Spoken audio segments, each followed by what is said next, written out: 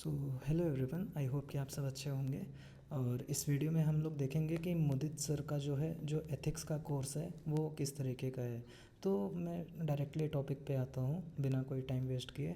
जैसा कि आप देख सकते हो कि मैं सबसे पहले उनका प्लस पॉइंट बताता हूँ, है ना। जैसा कि आप देख सकते हो उनके जो नोट्स होते हैं ना, नोट्स कुछ इस तरीके से होते हैं कि वो एक पहला तो एक ये माइंड मैप देते हैं।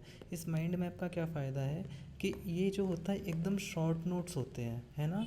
तो ऑलरेडी वो शॉर्ट नोट एक तरीके का वो आपको प्रिपेयर करके देते हैं जो कि जनरली हमें बनाना होता है। सबसे फर्स्ट थिंग ये होता है। दूसरा क्या होता है कि ये इस तरीके से माइंड मैप के अलावा सेम डॉक्यूमेंट में, क्योंकि ये मेरा जो है शॉर्ट नोट्स है ना, तो मैं इसमें मोस्टली जो है माइंड मैप इंक्लूड किया हूँ। लेकिन उसके अलावा क्या करते हैं, उस माइंड मैप के जस्ट बाद हर एक टॉपिक का जो होता है डिटेल पॉइंट होता है इस तरीके से। जैसे कि मान लीजिए ये एक टॉपिक था ना, लॉ वर्सेस ये एब्सोल्यूट वर्सेस रिलेटिव एथिक्स का। तो यहाँ पे जो शॉर्ट नोट्स है ना, उसके जस्ट बाद क्या होगा, सर ने एक डिटेल पॉइंटर या फिर डिटेल जो है नोट्स को दिया होगा। तो आप क्या करोगे कि अगर आपको समझ में नहीं आ रहा है कि ये पॉइंट क्या कहना चाह रहा है, तो इसका जो डिटेल्ड वर्जन होगा ना, वो आपको ऑलरेडी उसके जस्ट बाद दिया गया रहेगा।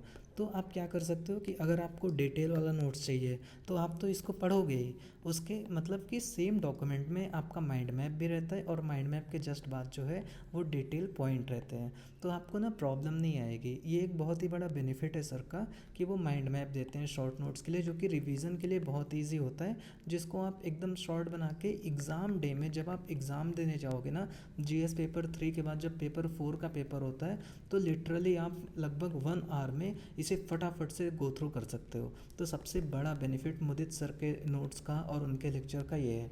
दूसरा मैं बताता हूँ उनके कोर्स का बेनिफिट।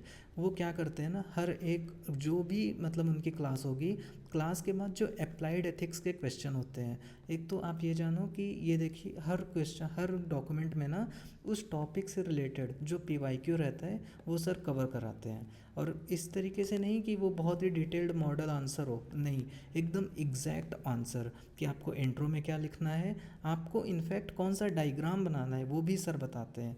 और तो और वो टेम्पलेट भी डिस्कस करते हैं कि आपको इस क्वेश्चन को किस तरीके से अटेम्प्ट करना चाहिए था। ओके, तो फर्स्ट हमारा माइंड मैप का बेनिफिट हो गया, और दूसरा इस तरीके से आपको सेम टॉपिक का जो क्वेश्चन आया होगा वो सर डिस्कस कर लेते हैं। और उसके बाद फिर तीसरी चीज़ क्या होती है जो कि मैं आपको दिखाता हूँ। सर ना एक अप्लाइड एथिक्स लगभग हर एक टॉपिक जब या फिर सॉरी जब भी एक क्लास ख़त्म होता है तो उस क्लास के जस्ट बाद एक अप्लाइड एथिक्स का जो है वो एक मतलब टॉपिक डिस्कस करते हैं। जैसे कि मैं आपको दिखाता हूँ, मैंने नोट्स बनाया हुआ था उसका अप्लाइड एथिक्स का भी। ये केस स्टडी है जो कि सर ने अगेन डिस्कस किया था। तो देखो ये ना उस जिस क्लास में मैं पढ़ा था, तो उन्होंने क्या किया था कि केस स्टडी में कौन से कीवर्ड हैं जो कि यूज़ करने हैं, वो ना इस तरीके से लिस्ट ऑफ कीवर्ड दे देंगे। तो आप हर एक केस स्टडी में 3 4 5 कीवर्ड यूज़ करोगे और आपका जो मार्क्स है ना वो अच्छा खासा बूस्ट होता है। और उसके बाद जो है फाइनली ये रहा, ये देखिए इस तरीके से जो है एक तरीके अप्लाइड एथिक्स का क्वेश्चन वो बोलेंगे कि मान लो इस तरीके का क्वेश्चन आता है तो आपको क्या लिखना है, एथिकल डायलेमा क्या होगा। तो वो इस तरीके से आपको बताएंगे कि हाँ आप ये लिख सकते थे, और आप खुद भी ब्रेनस्टॉर्म करोगे और भी टॉपिक्स लिखोगे। ओके, तो ये 3 बेनिफिट है। और चौथा मुझे सबसे ज़्यादा पता है बेनिफिट क्या लगा उनके क्लास का, कि वो ना जो भी टॉपिक डिस्कस करते हैं उस टॉपिक में ना ऐसा नहीं है कि बहुत ही ज़्यादा फ़िलॉसफी में घुस करके एकदम से डिटेल कराए जा रहे हैं। वो ना हर एक टॉपिक को बताएंगे कि आपको इसको आंसर में कैसे यूज़ करना है।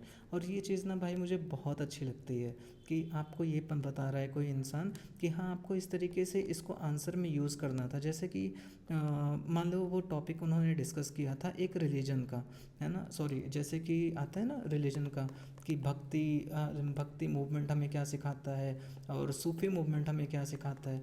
तो उसके बाद फिर वो हमको बताएंगे कि हाँ इसके जो टीचिंग्स हैं, जो इक्वलिटी का है और उसके बाद फिर जो चैरिटी का है, वो किस तरीके से हमें हमारे आंसर में यूज़ करना है। लाइक अगर कोई क्वेश्चन है जिसके आंसर में आपको इक्वलिटी के ऊपर फोकस करना है, या फिर कोई केस स्टडी है जिसमें कि आपको डिस्क्रिमिनेशन नहीं करना है ना, तो आप सिंपल लिखोगे कि आई विल नॉट डिस्क्रिमिनेट और एज टॉट इन द भक्ति मूवमेंट, है ना। ये चीज़, ये जो भक्ति मूवमेंट वाला कीवर्ड है ना, वो आप यूज़ करोगे तो ये चीज़ सर बताते हैं, तो इससे आपका ब्रेन जो है वो आपका ट्रेन होता जाएगा कि आपको आंसर में एक्चुअल में लिखना क्या है। और उसके बाद आप देख सकते हो एक वो असाइनमेंट देते हैं, और असाइनमेंट के बाद जो है उसे असाइनमेंट के जस्ट बाद जो है उसको डिस्कस करते हैं कि नेक्स्ट डे, और उसका आंसर भी देते हैं। तो ये सारे बेनिफिट्स हैं। ये भाई मुझे सच में ऐसा कुछ नेगेटिव सर में नहीं लगा है, तो मैं नहीं डिस्कस कर रहा हूँ, ना ही सर ने मुझे बोला था कोई वीडियो बनाने के लिए। इट्स जस्ट कि मुझे लगा कि उनके कोर्स का एक रिव्यू देना चाहिए, तो मैं उसको लेकर के आया हूँ। तो मैं अगेन समराइज़ कर देता हूँ उनका, कि वो भाई माइंड मैप देते हैं जो कि आपका शॉर्ट नोट्स का फॉर्म वो करेगा। दूसरा जो है सर अपना डिटेल नोट्स भी उसके जस्ट बाद देते हैं इन केस आपको रेफ़र करना हो तो। तीसरा जो है हर एक अप्लाइड एथिक्स, वो एक क्लास में एक अप्लाइड एथिक्स यूज़ करते हैं। चौथा सबसे इम्पॉर्टेंट पीवाईक्यू उस टॉपिक का डिस्कस करते हैं। And last but not the list कि किस तरीके से आंसर में उसको यूज़ करना है वो भी सर हमको बताते हैं। ओके, तो आई होप कि आपको समझ में आया होगा और आपको कुछ क्लैरिटी मिली होगी। Thank you so much.